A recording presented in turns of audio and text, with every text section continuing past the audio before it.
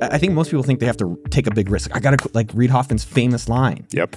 Jump off a cliff. I'm like, and you build a parachute. Build the airplane on the way down. Which I was like, that sounds crazy to me.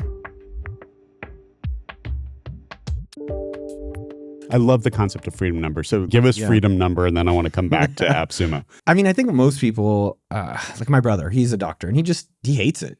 Doesn't really? Yeah, it doesn't, like having stuck to a desk or having to not be able to work flexibly. Huh. And that's a common theme. And so a freedom number is how can you do the thing you actually want to do, and what's the minimum amount of number of dollars you need monthly so you can eventually decide to quit or not.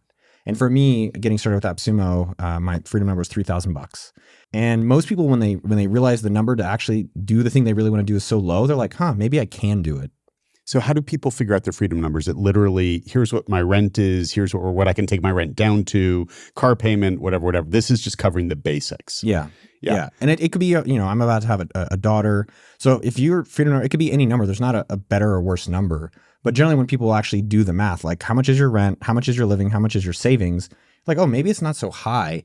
And wow, I can actually get there and get the hell out of this day job that's risky because you can waste your life at a day job. So for my brother, I think the fear was like, does he want to do this work to actually create the life he can live? And I don't see him putting in that work. He puts in the work and maybe he doesn't believe it fully. And I'm a guy who's literally written a book on it, like how others can do what I've done. And I'm seeing others do it.